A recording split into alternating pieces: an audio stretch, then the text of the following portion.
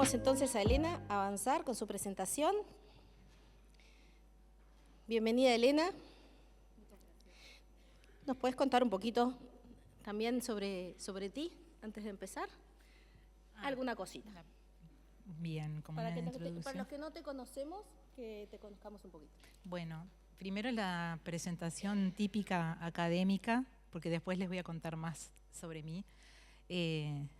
Actualmente soy docente del Instituto de Educación de la Universidad de la República, soy doctora en filosofía y dentro del Instituto de Educación trabajo en el Departamento de Historia y Filosofía de la Educación.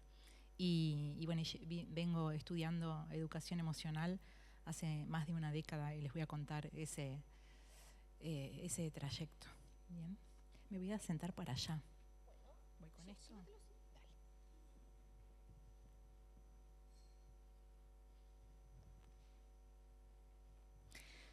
Voy a poner el cronómetro porque me dijeron que hay un máximo de 50 minutos, pero yo en realidad quiero que podamos conversar al terminar, entonces quiero estar muy vigilante del tiempo. Bien. Bueno, gracias por estar. Aquí puedo ver yo lo que están proyectándose ahí. Bien, esta presentación se llama Lectura Ecuánime. Ya van a ir viendo que Lectura Ecuánime es el proyecto, es la metodología, en este momento es a lo que estoy apostando el resto de mi vida académica, digamos. Y por eso es tan importante para mí contárselos en detalle. Es una propuesta que va más allá de la autorregulación. En realidad casi que no tiene nada que ver con la autorregulación, pero en todo caso es posible que la autorregulación venga como una especie de efecto secundario de la lectura ecuánime. Ya vamos a verlo. Entonces, más allá de la autorregulación, esto va más hacia la reflexión autónoma de nuestras emociones políticas. Y vamos también a ver por qué reflexión, por qué autónoma y por qué las emociones políticas. Entonces, para empezar, que es así también como empieza una comunidad de lectura ecuánime, ya van a ver que no es tan así, pero entrando en sintonía, yo lo que les voy a pedir es que anoten mentalmente, aunque sea, pero si quieren incluso que lo escriban, porque nadie les va a pedir que lo muestren, qué es lo que ven cuando me ven. Tal vez algunos me conozcan, pero otros no, y lo que ven es un título de una presentación, ven ahí un nombre y apellido, un apellido difícil, ven una procedencia, Universidad de la República. Esto puede traer una cantidad de historias que ustedes imaginan de cómo yo llego acá y qué es lo que traigo. Y me gustaría que pensaran, que hicieran conscientes, haciendo referencia a lo que decían en esta hermosa presentación que incluyó Mindfulness de Silvio y Jimena. Hagan consciente, dense cuenta de qué están sintiendo respecto a mí, por lo que mi figura y este título, este apellido, esta procedencia significan. ¿Qué están sintiendo? ¿Sienten simpatía, desconfianza, tal vez curiosidad, resistencia? No les pregunto si indiferencia, que lo tenía anotado, porque creo que si eligieron estar en esta presentación y en lugar de la otra, creo que indiferencia no es. Pero bueno, ¿qué están sintiendo? Tal vez lo pueden anotar o recordarlo, pero recuérdenlo, ¿sí? Bueno, tómense 30 segundos para esto.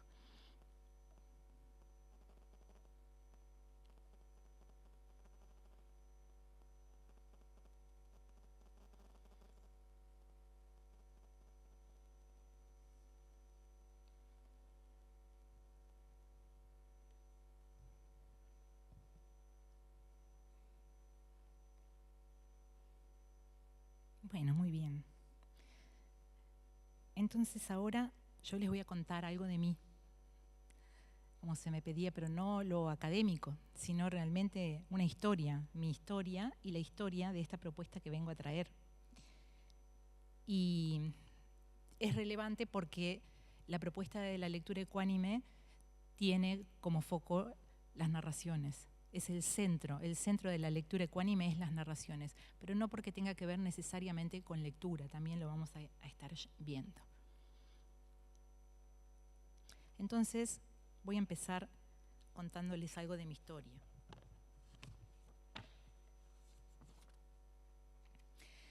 Mis abuelos eran campesinos provenientes de Polonia y Lituania. Por eso todos mis apellidos son difíciles.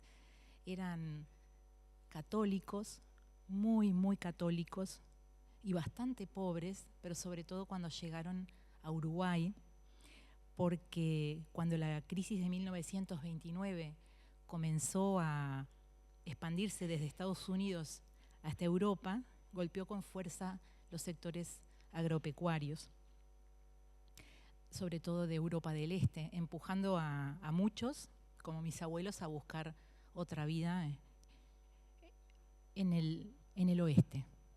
Algunos pretendían ir a Estados Unidos hasta que Estados Unidos cerró las fronteras porque estaba ya colmado de inmigrantes, y ellos terminaron acá porque se abrieron las fronteras de aquí y ellos preguntaron, ¿pero es América? Sí, es América, sí, sí. Entonces, igualito, terminaron en Uruguay, otros en Argentina, otros en Brasil. Y vinieron con lo puesto y con un baúl, que era todo lo que podían traer desde el sitio que dejaban para siempre, porque nunca más volvieron.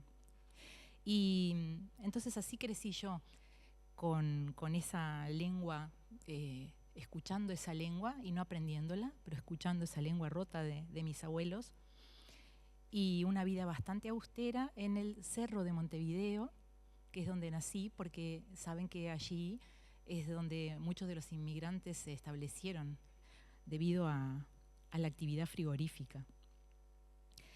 Y también hice actividades que para mis compañeros de clase, hasta la adolescencia, bailé danzas típicas lituanas y polacas, ahí estoy de polaca. Para mis compañeros de clase era de lo más raro, pero para mí era de lo más normal. Y eso es lo que hace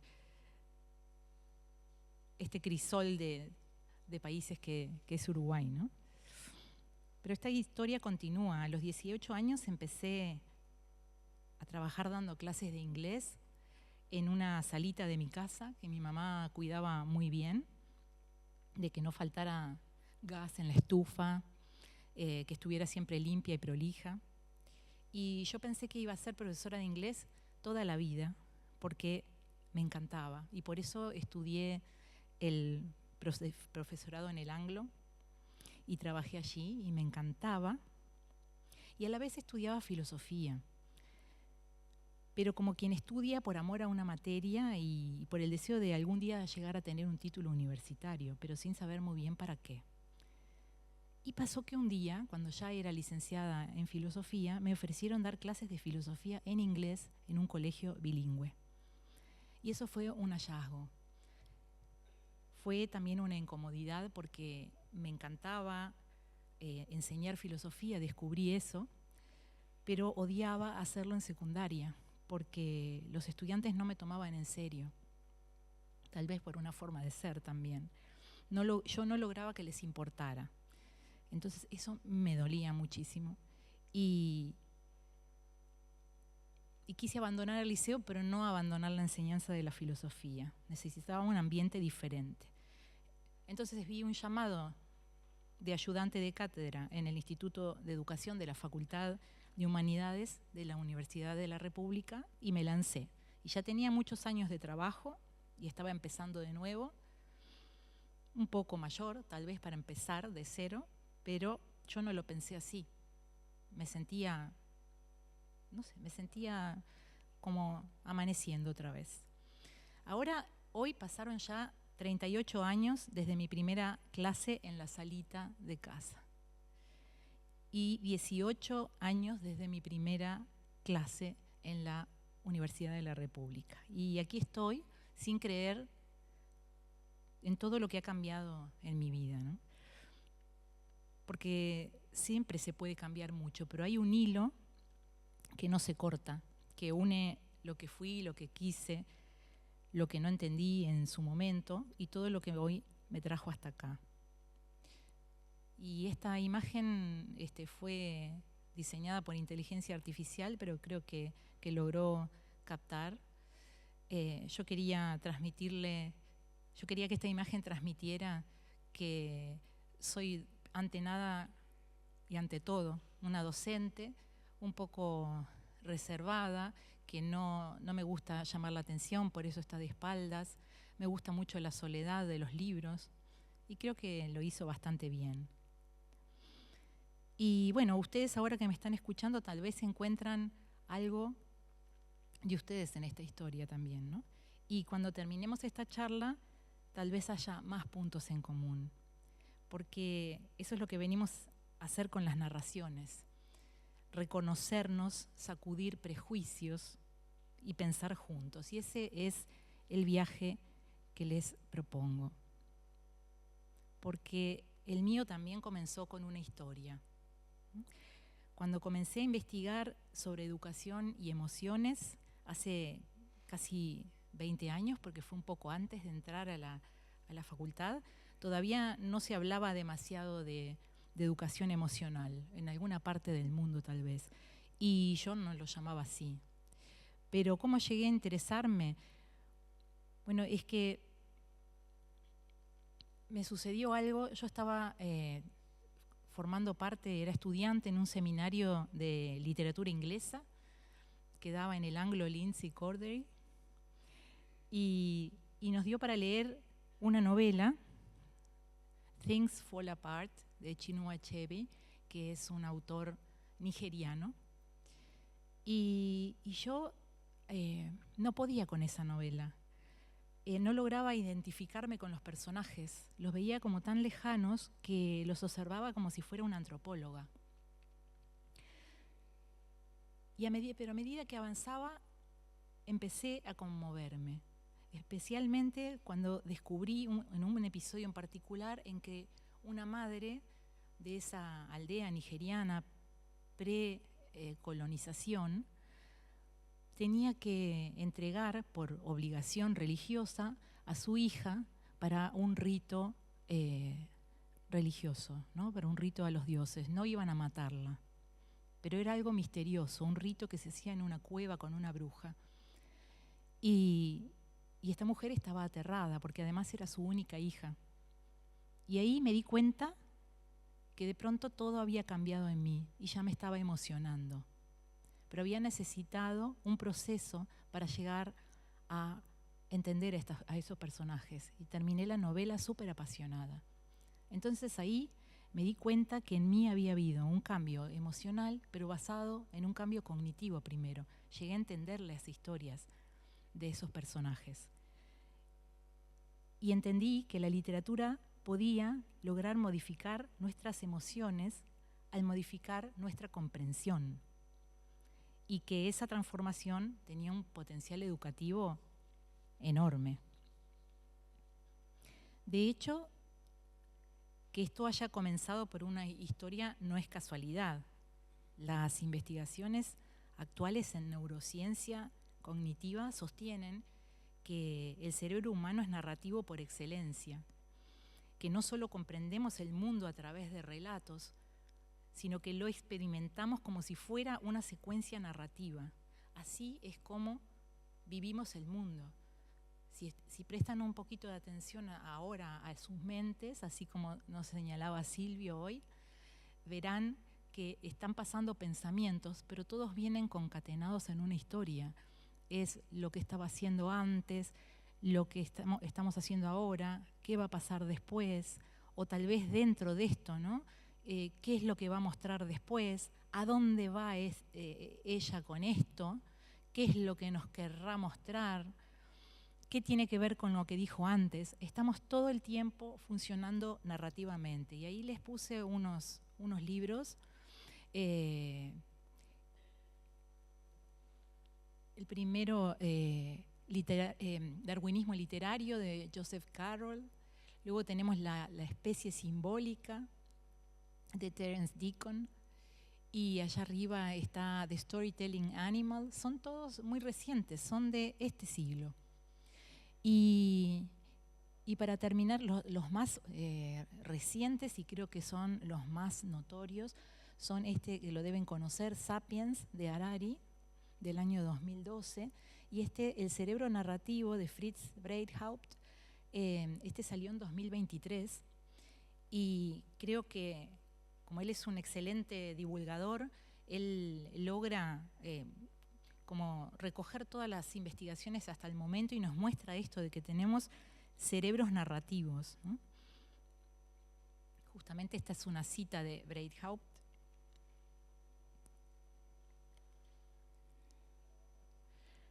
Él dice: el cerebro humano organiza la realidad como una historia en curso y genera narrativas de forma automática para dar sentido a lo que ocurre.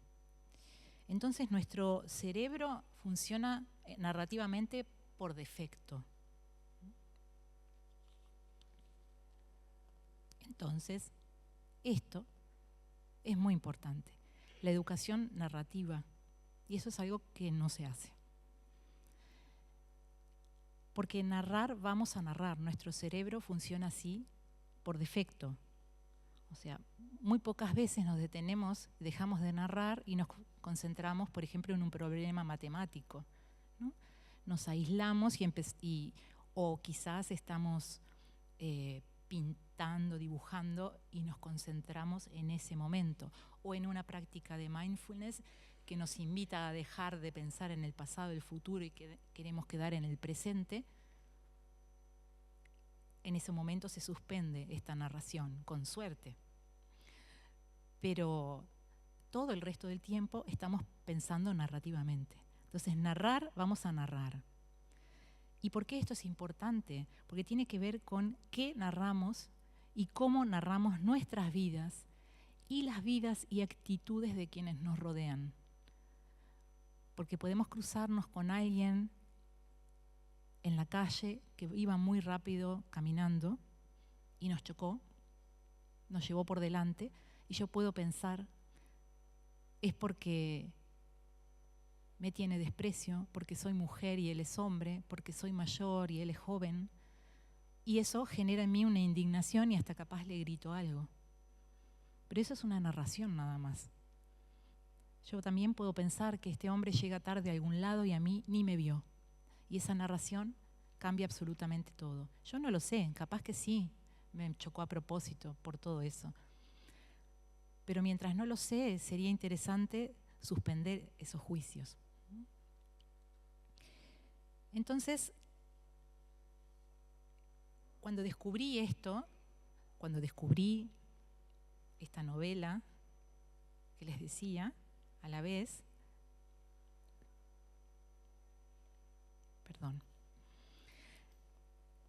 llegó a mis manos también el libro Justicia Poética de Martha Nussbaum, que se los recomiendo encarecidamente, de 1997, donde ella planteaba con claridad lo que yo acababa de experimentar. Ella decía que la literatura puede educar porque tiene un componente cognitivo, racional, que amplía nuestra visión del mundo. Es decir, la literatura tiene, además del componente emocional, que todos sabemos, tiene un componente cognitivo, que amplía nuestra visión del mundo. En la literatura y en los relatos hay siempre una conjunción de emoción y cognición. Entonces, a partir de ese momento, la educación de las emociones se convirtió en una obsesión intelectual para mí. Y es así que comencé en 2007 mi doctorado en la Universidad de Valencia, y el trabajo que propuse realizar fue la propuesta de las emociones de esta filósofa Martha Nussbaum, una filósofa estadounidense que vive, ¿no? Porque siempre pensamos que los filósofos son Aristóteles, bueno, ella está ahí, muy activa. Y me concentré en lo que ella, en una publicación de 2013, llamó emociones políticas. Y que ahí esto es lo interesante. Las emociones políticas no tienen que ver con la emoción que yo siento hacia alguien muy cercano, hacia una relación directa. Yo amo a mi perro, pero eso no es una emoción política. Yo amo a mi perro porque estar con mi perro me genera oxitocina. Y eso no es político. Eso es algo a lo que me rindo. ¿Sí? Ahora, cuando alguien me dice, el cumpleaños al que nos invitaron queda en las afueras de Montevideo, ¿no? Un barrio marginal. Y ahí yo tal vez nunca fui, pero le digo, ¿y vamos a ir? A ese barrio yo le tengo miedo. Y ese miedo es político, pero no político porque tenga que ver con partidos políticos, sino político en el sentido en que lo llamaban los antiguos griegos, la polis era la ciudad, entonces todo lo que tenía que ver con la polis era lo público. Las relaciones entre los ciudadanos eran políticas, no porque fueran a votar, sino porque tenían que ver con lo público, como ciudadanos. Entonces, cuando decimos que determinado barrio me da miedo, es una emoción política.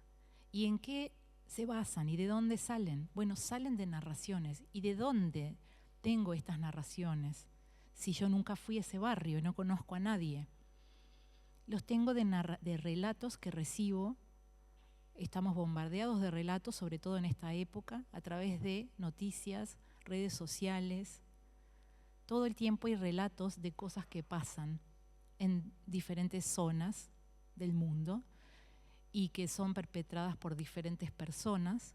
Y aunque no los conozcamos, parece que los conocemos porque conocemos sus historias, pero son las historias que nos llegan. Y eso genera en nosotros emociones. Y emociones que son ciegas, bastante ciegas, porque no tenemos idea de dónde provienen. Y lo importante es entonces ver de dónde surgen las narraciones que nos llevan a determinada emoción y ver cómo la imaginación entra en juego en esta narración que generamos para que no necesariamente cambiemos, pero sí podamos suspender por unos momentos estas emociones que siempre surgen tan rápido y tan sin dudar. Estoy vigilando el tiempo. Tiene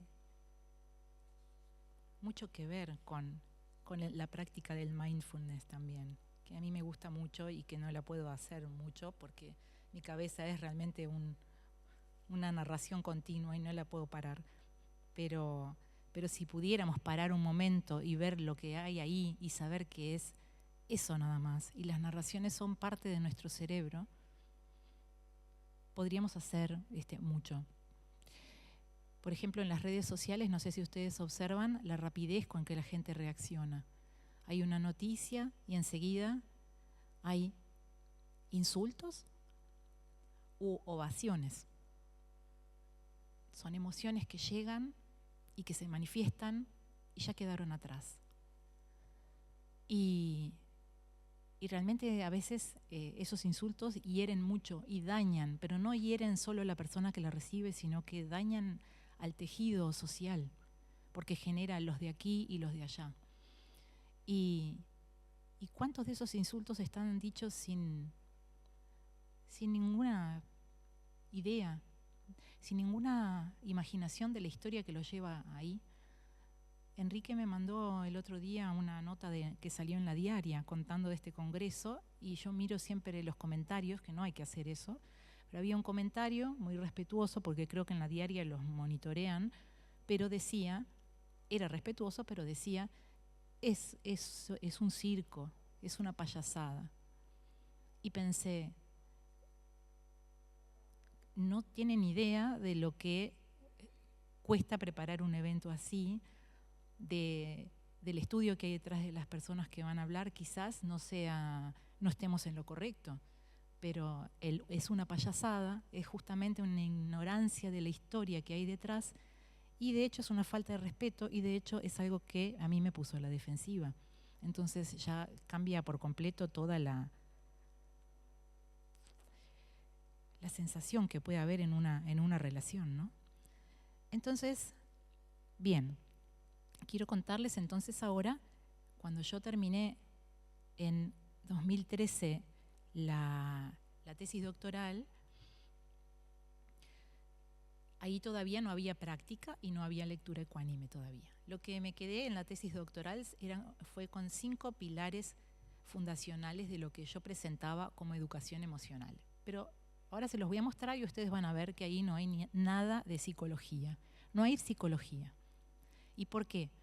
Porque cuando yo empecé a hacer el doctorado en 2007, hasta que lo terminé en 2012 para defender en 2013, yo tuve que bucear y leer entre líneas para encontrar quienes hablaban de educación emocional. No se hablaba. O sea, yo tenía una idea de que quería algo de educación y que tuviera que ver con lo emocional, porque a mí me había dado cuenta de que mis emociones habían cambiado cognitivamente y quería ver cómo eso se podía llevar al aula. Pero en realidad no había nada. La psicología siempre trabajó con emociones, pero no trabajaban con educación emocional. Entonces, lo que yo hice desde la filosofía, porque muchos me preguntaban, ¿cómo de emociones? ¿Sos psicóloga? No, soy filósofa. ¿Y entonces cómo sabés de emociones? Pero lo que hace la filosofía es puede observar absolutamente cualquier cosa, puede observar ciencia muy avanzada. Da un paso atrás y te puede decir cómo está funcionando, cómo es que se generan los descubrimientos, aunque no entienda los descubrimientos profundamente. Pero puede entender que estos descubrimientos se generan a partir de lecturas en conjunto. Por lo tanto, la ciencia avanza en comunidades. Por ejemplo, esa es una reflexión filosófica, aunque no sepamos de la ciencia. Y entonces lo que hice fue buscar en la historia de la filosofía hasta 1850, que es como cuando la psicología empieza a aparecer como ciencia experimental, con William James, y a partir de ahí empieza a desarrollarse la psicología, empieza a haber un interés dentro de la psicología en las emociones, y más adelante, ya avanzado el siglo XX, tenemos la neurociencia.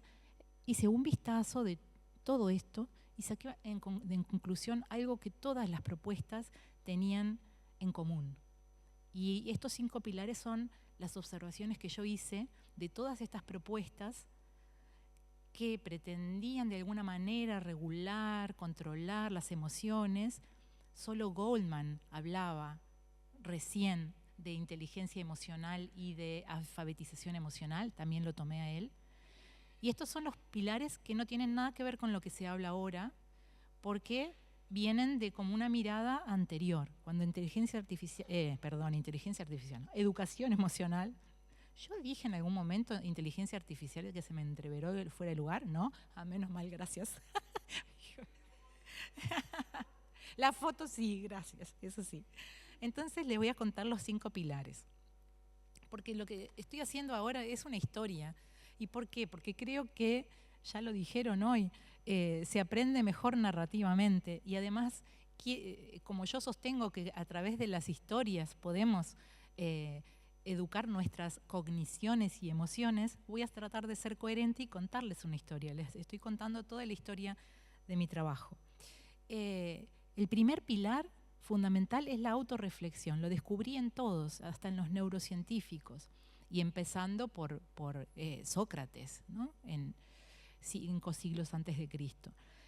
La autorreflexión es la clave para poder apoderarnos de nuestras emociones y cambiarlas, si es que queremos, porque para poder cambiar tenemos que saber qué es lo que estamos sintiendo y saber qué es lo que queremos sentir si es que queremos cambiarlo y saber qué tenemos que hacer para eso, ¿no? Incluso William James, que era muy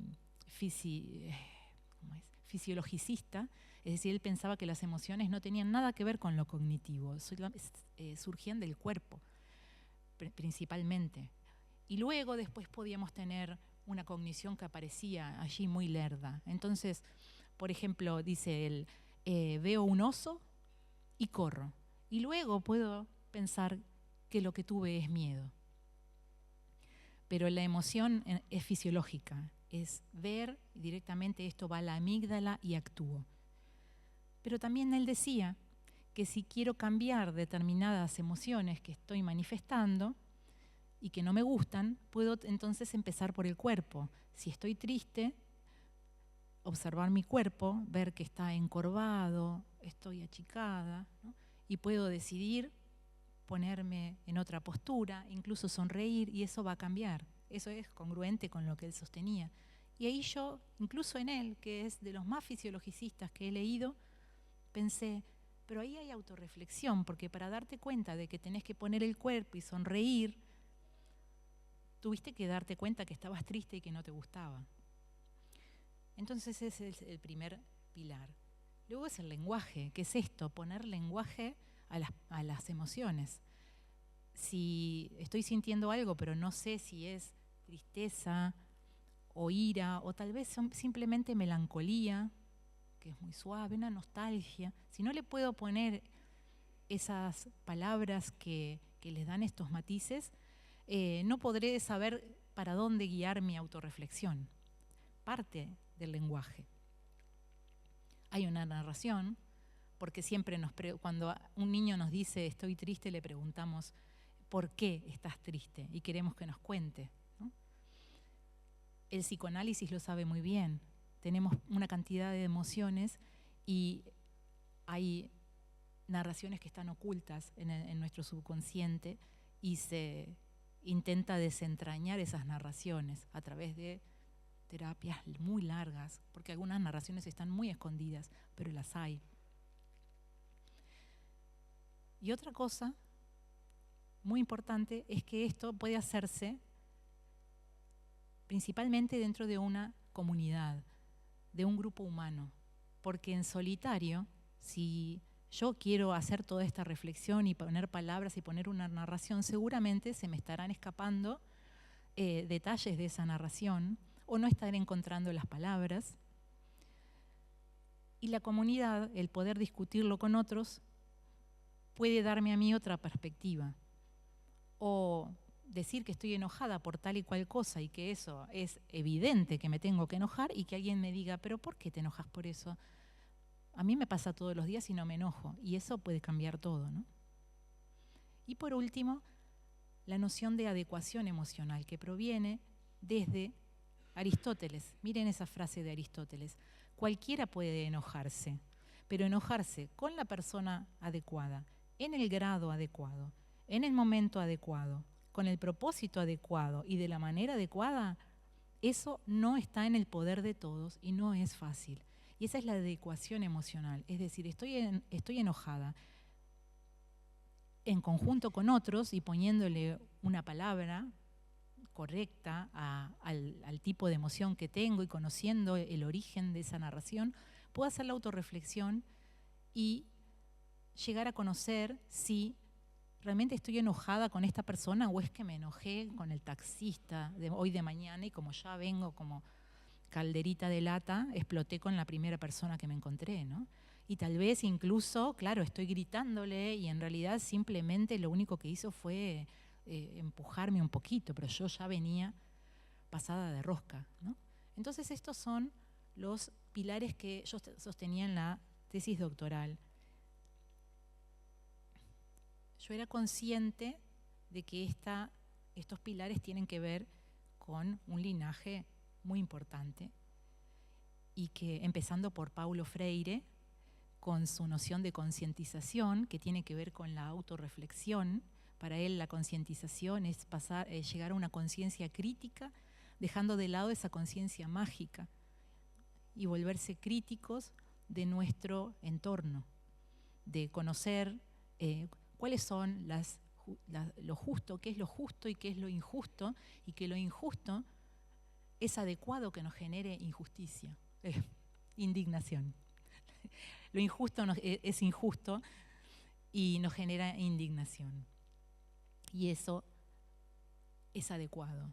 Incluso Freire hablaba de ira justa. Hoy se hablaba de la ira y de cómo controlar la ira. Y yo pienso, ¿habrá que controlar la ira o comprender qué es lo que está pasando y tratar de cambiar las circunstancias o dar un espacio? Si no se pueden cambiar las circunstancias, dar un espacio para hablarlo.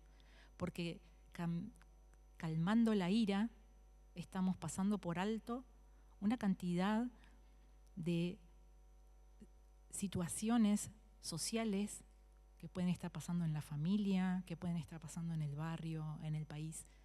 Y lo silenciamos nada más para tener un estudiante ahí que no moleste. ¿Y qué estamos haciendo? ¿Qué estamos aportando a la ciudadanía de ese estudiante? Y de nosotros mismos y de sus compañeros, ¿no? Luego también Matthew Lipman, que es, ustedes lo conocerán, que es el que presentó el programa de filosofía para niños en los años 60, y ese programa yo me inspiro en él, en la comunidad de indagación, que es su propuesta de llevar el desarrollo del pensamiento complejo al aula, y también lo hace en torno a una narración, y lo hace en torno a la generación de preguntas grupales, ¿no? Entonces, bueno, ahí también es parte del linaje que comparto. Y mi querida Adela Cortina, que además fue mi tutora de tesis, entonces por ahí me guió, y ella presenta la idea de razón cordial, que también tiene que ver con esto de emociones y cogniciones. Ella presenta que es importante educar en cómo dar razones cordialmente, pero cordialmente no quiere decir solamente amable, sino que cordial viene de corazón, el origen etimológico es el corazón.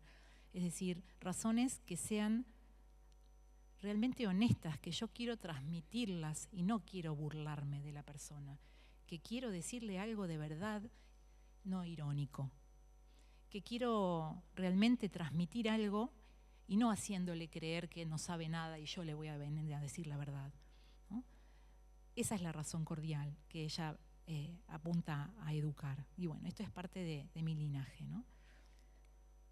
También entra dentro de este linaje, que no lo anoté ahí con el nombre, pero es importante mencionar a John Dewey, que ya hace más de un año escribió su libro La democracia y la educación, ¿no?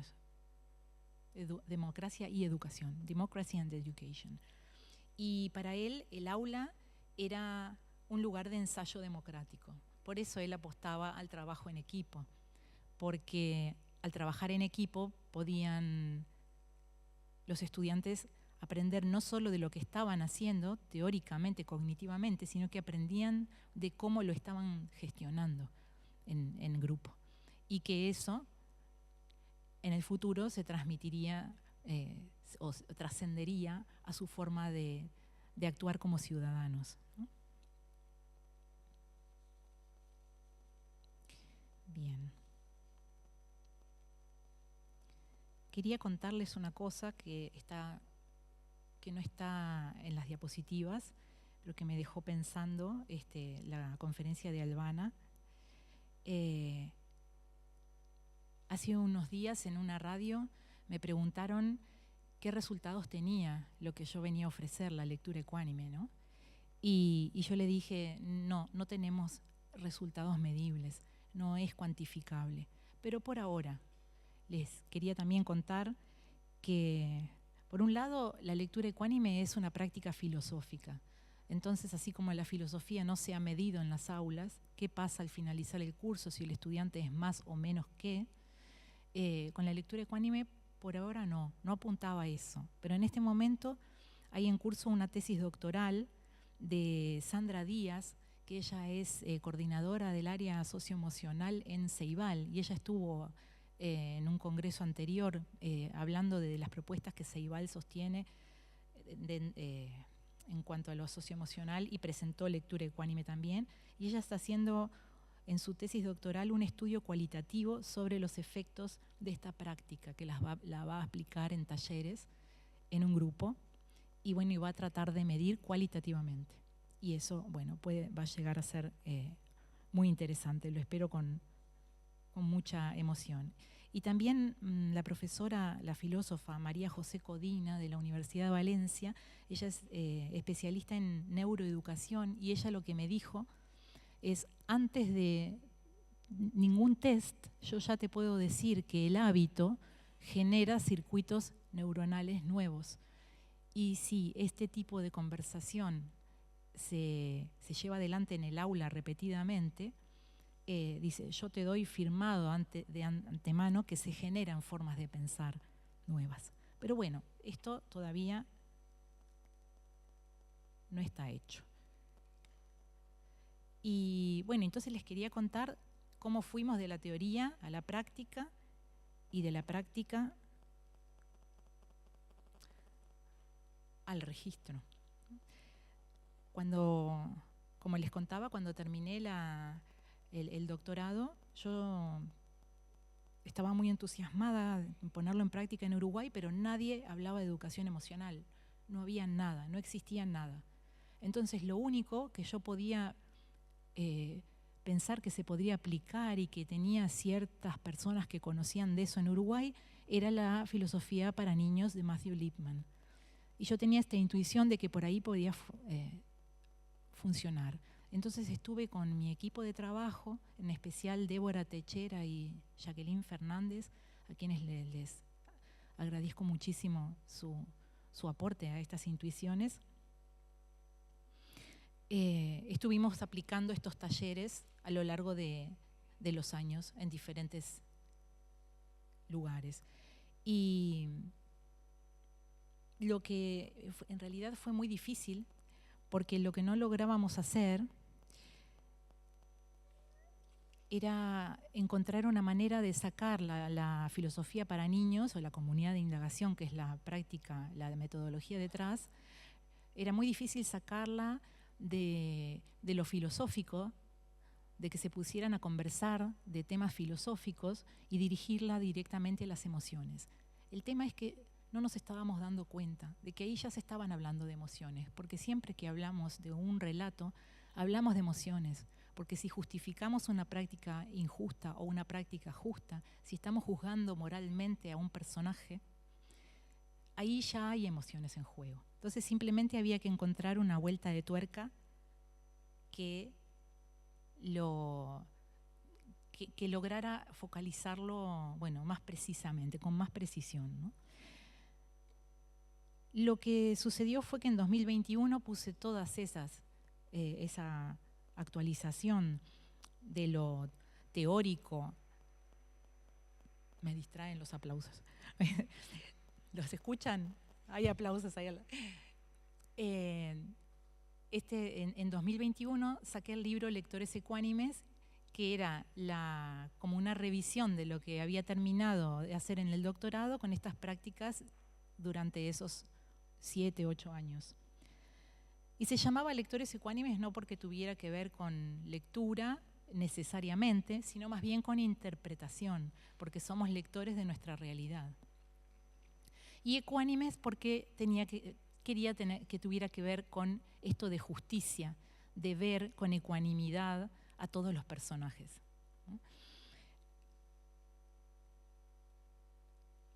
Bien, estoy atendiendo al tiempo. Y Ceibal le prestó atención a este libro porque encontraron que allí había una forma de abordar las emociones que ellos estaban muy preocupados por estas emociones exacerbadas en las redes. Y empezaron a pedirme talleres de comunidad de indagación enfocados hacia las emociones, y empezaron a ponerle un nombre institucionalmente, circulaba, lectura ecuánime. Claro, del libro sacaron metodología de lectura ecuánime. Y eso llevó a que, ok, esto se está por ir de las manos. Porque si tiene un nombre, le da visibilidad, pero me compromete. Si es lectura ecuánime, ¿en qué se diferencia de lo de Lippmann? Si es lectura ecuánime, ¿qué es lo que la gente que viene a los talleres ve y que tal vez con ese nombre que es bastante pegadizo, lectura ecuánime, puede llevarse y decir, te voy a enseñar lo que aprendí de lectura ecuánime? Y les está faltando toda esta mirada de los fundamentos de la educación emocional. Entonces lo que se hizo fue el registro. Desde noviembre de 2024 está registrado a nombre de la Universidad de la República. El registro no viene de una necesidad, ningún deseo de hacerlo por lucro, porque la Universidad de la República es pública y es de todos.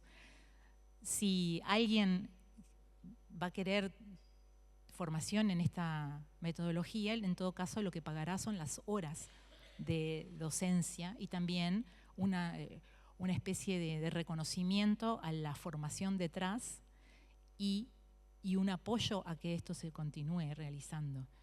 Pero el registro no es por los fines de lucro, sino que es un registro para que no se desvirtúe también. Porque para poder decir que alguien está haciendo una formación en lectura ecuánime va a tener que pasar por la Universidad de la República, que va a tener que darles la autorización. Les voy a decir las partes en las que consiste una comunidad de lectura ecuánime. Para empezar, hay una autopercepción, esto muy rápido, ¿no?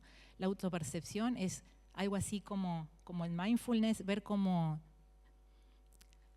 llegamos y dónde se están manifestando nuestras emociones, si las sentimos en el pecho, en la garganta, dónde, cómo estamos. Primero partimos de dentro de nosotros, ¿no? Identificamos esas emociones. Luego interactuamos con el relato, con un relato, que es el centro. Luego exploramos cuáles son los personajes y las emociones de esos personajes. Luego formulamos preguntas que surgen de la comunidad. El docente es solamente un facilitador y también participa con curiosidad de esa comunidad. Luego hay una discusión grupal y luego hay un cierre y una autorreflexión, que es algo como lo que les voy a invitar a hacer ahora. Si se están preguntando esto, cuándo, dónde se aplica, cómo lo aplico yo, o sea, cualquiera de ustedes.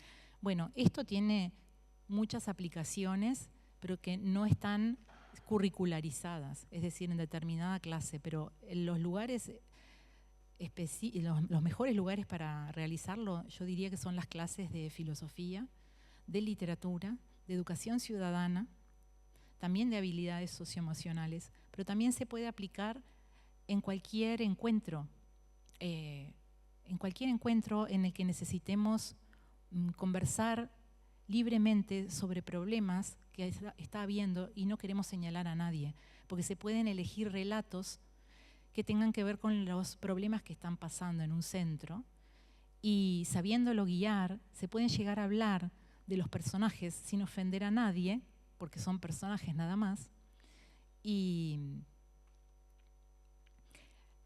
bueno, y la gente se va pensando. Algo sucede en esa mirada, que hoy no les puedo terminar de transmitir, pero lo que quería ahora hacerles pensar es, ¿se acuerdan que al principio les dije que recordaran o que anotaran lo que yo les hacía sentir o creer, qué imaginaban de mí? Y ahora me vieron bastante de mi historia, les conté mi historia, les conté cómo llego a presentar esto hoy, y también me vieron titubear, ponerme nerviosa, preocuparme por la hora. ¿Qué cambió? No se los voy a preguntar. Pero la mirada hacia lo que les cambió, o incluso decir, no me cambió nada. ¿Pero por qué? ¿Qué historia entendieron ahora, mejor o peor, que exacerbó o debilitó una emoción anterior? Esa es la conciencia que tenemos que tener para poder convivir con otros conciudadanos en las redes sociales, es imaginar una historia. Cuando imaginamos la historia, sabemos que esa primera que imaginamos seguro no es la verdadera. O puede estar muy cerca de lo que me imagino, pero si miro un poco más, seguro va a cambiar. Y esa es la pregunta que les hago. Así termina una comunidad de lectura ecuánime. Porque no se trata de enseñar emociones correctas, sino de hacerlas pensables. No hay emociones correctas, porque para mí la ira está perfecta, pero si es adecuada. Sin ira no habría revoluciones, y el mundo se ha movido por revoluciones. Sin la Revolución Francesa todavía quién sabe si seríamos nobles o seríamos vasallos, no sabemos. Y esa revolución salió de la ira, pero no de cualquier ira. Entonces, brevemente, ¿qué estamos haciendo ahora en la universidad con esta propuesta? Seguimos formándonos, seguimos experimentando. Ahora viene un desafío de formar formadores para que esto pueda expandirse y profundizar la teoría a partir de esa práctica que se va retroalimentando. Y si quieren comunicarse con nosotras, ahí hay un blog y un email. Muchas gracias.